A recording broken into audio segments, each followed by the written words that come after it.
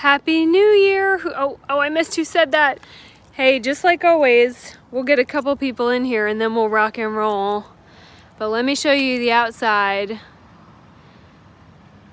And then we'll guess the price at the end. Hey, Carrie.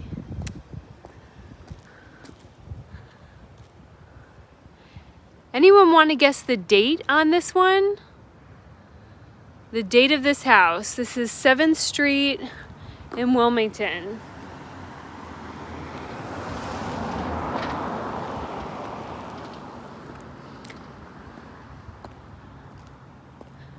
We'll get up to, how about we get up to, we'll try to get up to 50 people and then we'll start rocking and rolling on the inside. 1857, 1846, no, you're a little bit too old on that one. I'll say, so this is the, well, some of this is the original wood siding. You can see up there the wood siding is a little bit more worn. 1864, no, 1910, Carrie is the closest so far. I'll say that it's the same age as the Babe Cave. And this one has some features in it that might actually be even more outstanding than the last one that we saw. Let me just give it a couple more seconds and then we'll rock and roll. 1930, nope, a little bit too young. A little bit too young. Big wraparound porch. 1912, thank you, bad boy. That's right. 1912 was the year that the Babe Cave, my Babe Cave, was built. And it's also the year that this house was built. If you, I know it's hard to see here, but there's some of that wavy glass that we see on old houses. All right, I don't like waiting that long, so we'll kind of get started. Let's see here, let's spin this thing around. So this one has not been for sale for too terribly long, and I just showed it. And they said that they liked it, but I don't think they're gonna put an offer on it, which kind of breaks my heart. Let me show you this side. So those kind of bump outs right there, that's done with a system called cantilevering. And basically, when you cantilever to get a bump out like that, you extend the floor joist outside of the house. And so it's all done by sort of a system of pressure and weight. All right, let's go inside. It might take a while for everybody else to show up. And I have places to be. That's not true. I don't really have anything to do today. This is my favorite part. Well, that's not true. It's one of my favorite parts. All right, when you live in a historic home, especially in my hair's messed up, in a historic district, you don't have to get them, but most people get a plaque. And the plaque, I don't know if there's one around here. Basically, it's just a piece of wood where they put a couple sentences about the history of the house. When your house becomes plaqued, then you're part of the National or State Historic Society.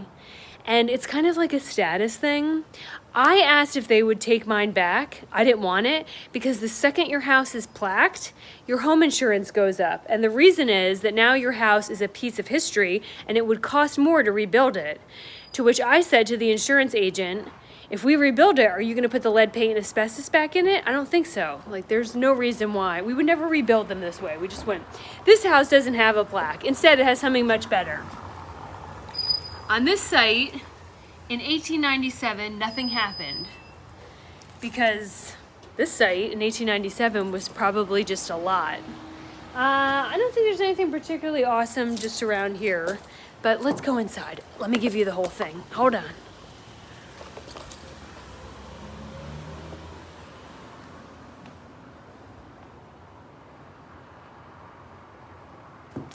All right, let's shut this door so no crazies come in here while I'm in here by myself. All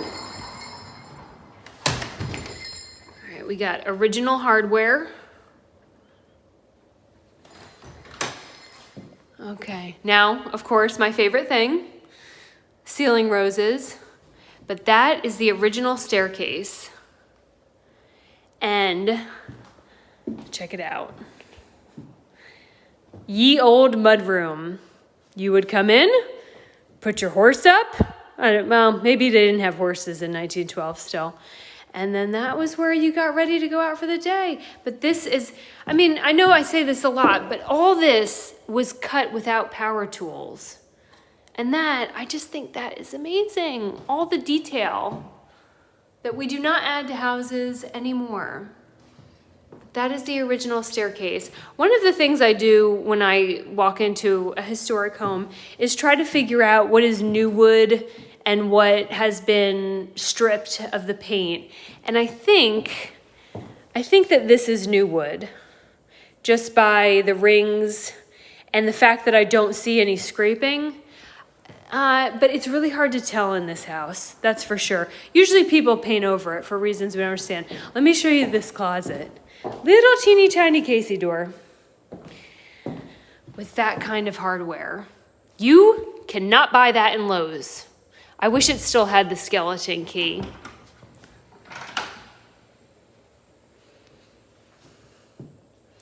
I think on the cost of lumber alone, this closet is probably $5,000, but this is cool.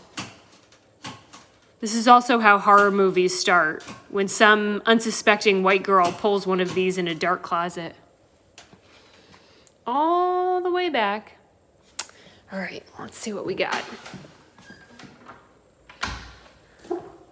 Let me set this up, because this house, unlike the last one that we saw, let me put this up here. Let's see. Do you have to duck at all to go through that door? Not really. It was meant for me. This house was meant for me. All right, look, this house. Now the last one, I couldn't get it to work. But these have fully functional pocket doors. You have to really take care of the cracks. So, I'm not sure what's going on there, but this is common in the old houses that your guests really wouldn't go further past this room because you didn't want them to see the whole house. But in this one, every big cave needs these. Let me show you the hardware on this. Spin this thing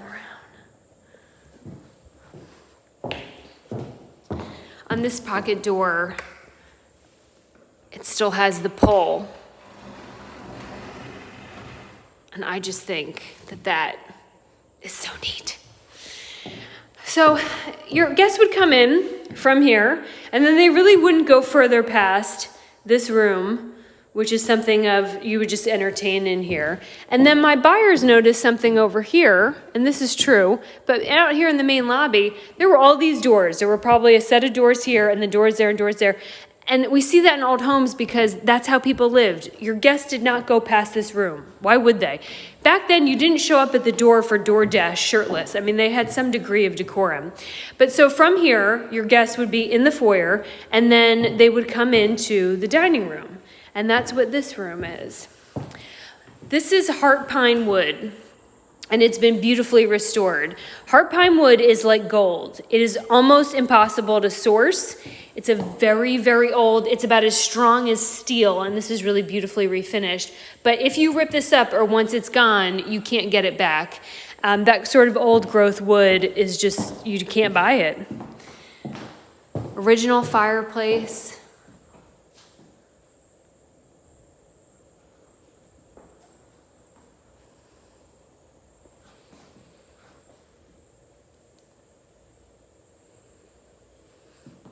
Not sure I'm on board with this, but it's better than a fake insert. Thanks, Mike. Happy New Year to you too. And then here, does anyone know what this is? This is on the door leading to the outside. Can anyone guess what that is?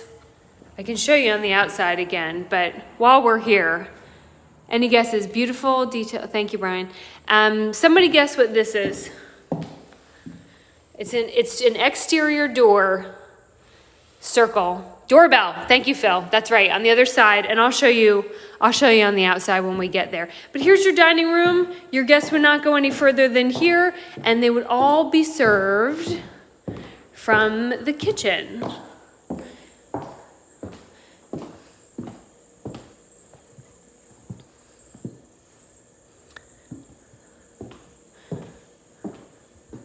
This we're going to pay attention to, this fireplace here. We'll see this in a second. I got kind of mixed reviews from my buyers about the kitchen. Just a little Wilmington note, gas cooking and gas heat is very uncommon in Wilmington. And that's because you cannot run a gas line through anywhere that has a really high water table. So it's a sign of elevation when we see gas in any house in Wilmington, North Carolina. Now, this is super cool. Because in Wilmington, there's only about 60 basements. Also reference the high water table. And they're not Yankee basements. They are wet basements. And it's really like Jebediah and Abraham went down there with a shovel and like dug a hole. You're gonna hit water the second you start digging. So only 60 in Wilmington. My house, the Babe Cave, had one. But they're just kind of dingy down here. This house has that ominous looking staircase, and obviously we're going. Stand by.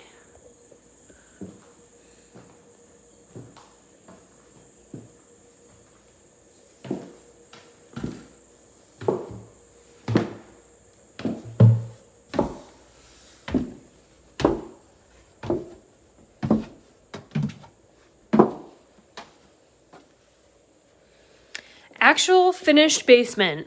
Unheard of here. Typically, they're just a dark dirt floor, and that's all you get.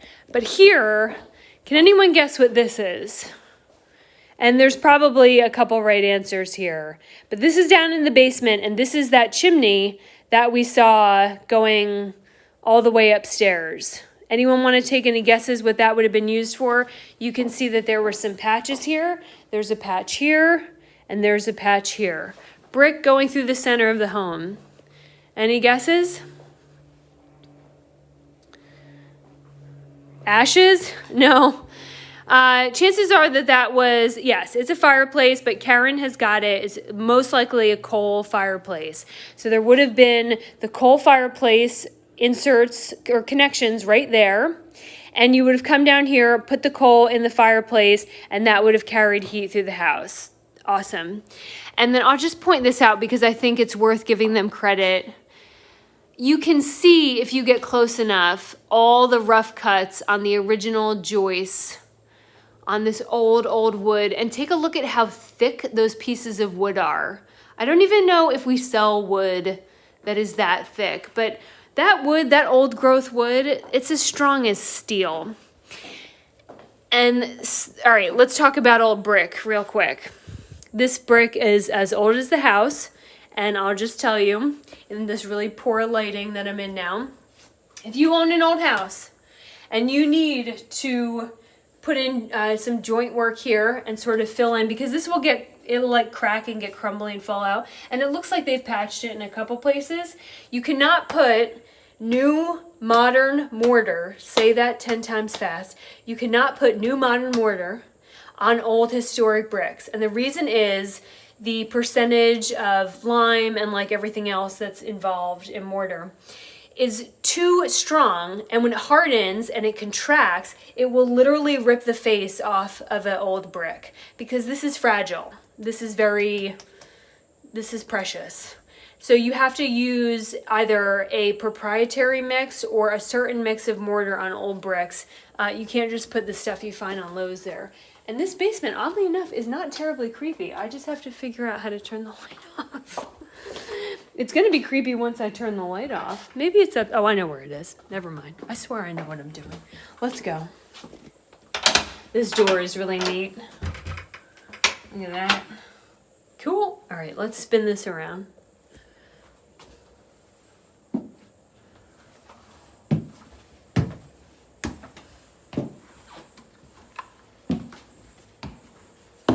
Yeah, is the connection better up here? I certainly hope so.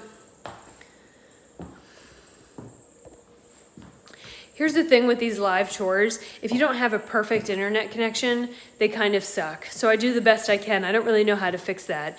I think in 2022 we could get a non-buffering live feed in a basement, but I guess not. All right, let's try again. All right, this is the full bath next to the kitchen, and this deserves talking about. These old porcelain sinks. This is a wall mount sink. We don't see that much anymore. Yeah, sorry about the signal. I was underground. But look at that.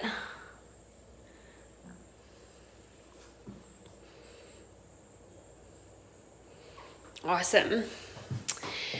These are a big hit, especially with buyers, the old cast iron tubs. If they're damaged, which this one is sort of getting there, you can recoat them. I'll say this about cast iron tubs. They're very, very beautiful.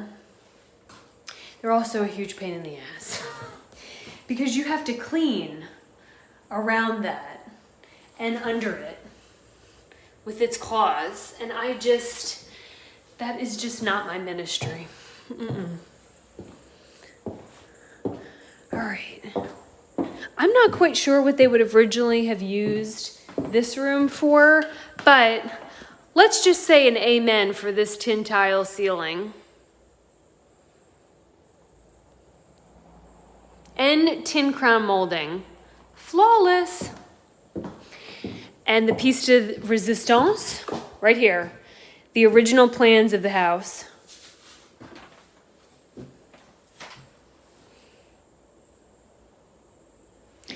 Ethan, most buyers do not want tubs at all. They want walk-in showers. Very few people want tubs anymore. And yes, it does take more hot water to heat a tub like that. But this is so cool. How special. I wish there was more.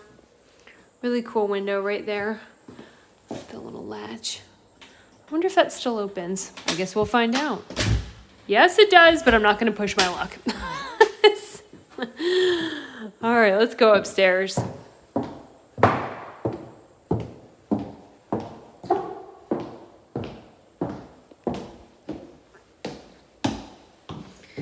I have never seen these added to a house before.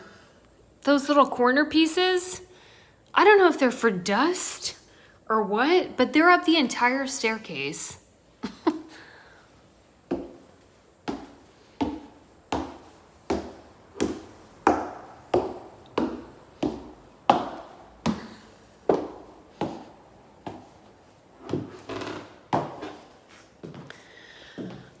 I'm assuming that this is the master here. And that is worth recognizing. Dust bunny preventers. That's a good idea. I'm not sure why we don't have that on every house. But that may have been added after the fact. I can't tell. But it's still beautiful. And then they've used this to create one hell of a closet. Again, hardwoods throughout, except in the bathrooms. We've got a walk-in closet here.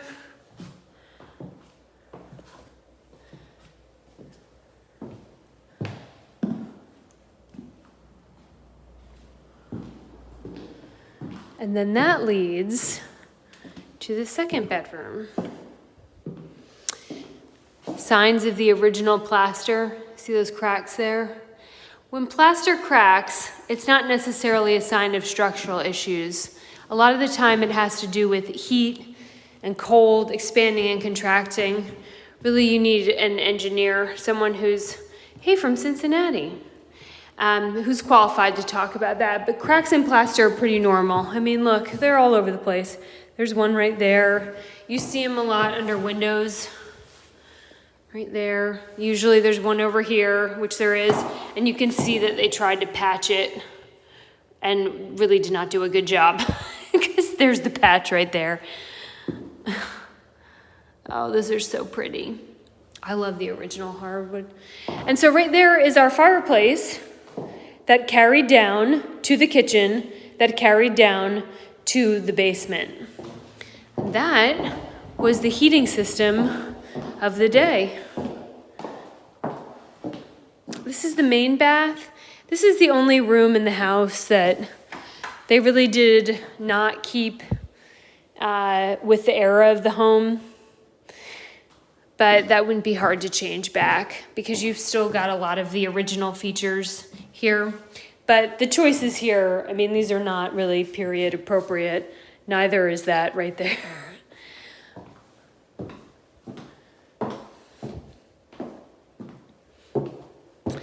Does anyone know what this room would be called?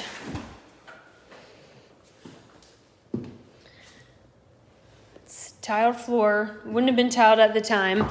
Does anyone have any idea what this space would have been called and how it would have been used back then. Transom window, mud too, sunroom, no, sleeping porch, thank you, Christina. So when it was 1,000,000 degrees in the south and it was too hot and stuffy inside, this would be used as a sleeping porch or just some way to really get away from the heat but not be outside. So you would open up all these windows here. No, not a mudroom, we're on the second floor. The sellers have used this as their washer dryer room, and that is always a huge challenge when you are renovating an old home because they did not have washers and dryers at the time. So finding space in the house to put a washer dryer can be a big challenge when you're doing old homes. Let's see, let's go back to what we were doing. Another clawfoot tub, totally period appropriate, hexagonal tile. Love that stuff. This has probably seen better days. Maybe not that. But the transom windows, you'll see those in old houses, and that's how they ventilated. They didn't have HVAC. Long, creepy hallway. And then your final bedroom. Huge house. Huge house. What qualifies a house to be a mansion? I forget the square footage. I think it's over 3,000 square feet. I'd have to check.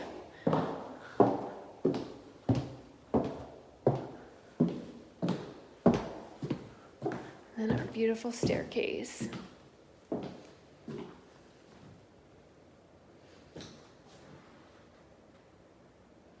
All right, let's play our game to wrap up. Hi, Candy. Are the fireplaces usable? Let's talk about usable fireplaces as I walk down this old rickety staircase and try not to fall on my high heels. The answer is usually no in a historic home, and here's why. That brick is over 100 years old. That mortar is over 100 years old, and then you go throwing fire in it.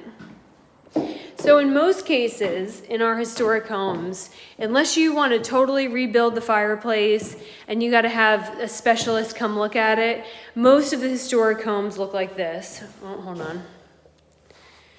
You'll just see these decorative coverings over them. In the babe cave, in my house, I did not put a cover over it, but instead I took, did anybody die in that house? Why do people always ask that about old homes? I can assure you over 100 years, somebody died in this house, just like people die in modern houses. Anyway, about the fireplace, I took a mirror and put it in the back of the fireplace and then put those LED lights, the candles in front, so it would reflect the light back out. But yeah, typically you cannot use, or you cannot put a fire, thank you, Thomas. You do not put a fire in an old chimney for like lots of really, really, really good reasons. All right, well, that is pretty much the house. I'm bummed that we're not making an offer on it after all, because then I can't come back without a really good reason. But does anyone want to guess the price? Or we'll do a price range. Let's start with under what? Under or over what for something like this? To be able to walk around your own personal, beautiful historic, oh, I just love staircases. I don't know, I think this room is actually my favorite part. It's sort of like mini Teresa 324, not even close. 500, nope. 399, nope. 600, no. Phil, 455. If this was 455, I would buy the damn thing. Brian, 850. 5 million. No. 5 million in Wilmington would be like beachfront, for sure. Gina, very good. 750. It's about that, about 750. So a little bit above my budget. But I had my old house experience. Actually, now my new house is new construction, and I'm gonna leave here, and Mike P, 1.7 million. No, but if you guys want to come down here with those kind of offers, my God, call me. My house is new construction, and sometimes I wish I was still buying old houses, because when you see how cheap new construction, the materials, they're not even putting in a backsplash for me. I'm like, I think that comes with the house. They're like, yeah, no backsplash, no refrigerator, no nothing. They're basically in new construction now hand you the wood and are like, go have fun with your own Lincoln Logs game. Hi, Sharon. All right, so we figured out the house. Let's see, let's go back here. Nothing special happened here in 1887. That was the big news of this historic mansion. Not a damn thing. Nope. Nope. But $750 in Wilmington, North Carolina. And those of you who want to offer $5 million, you just send me an email and we'll make it happen. Does anyone have any questions about this house before I get back to work? That's a lie. I'm going to Sam's Club. I'm not going back to work because I don't feel like it because it's almost New Year's. Anybody have any questions? Don't forget. Oh shit, the bell. Thank you, Phil. I'm not even that good at doing these tours. Stand by. Let's see here.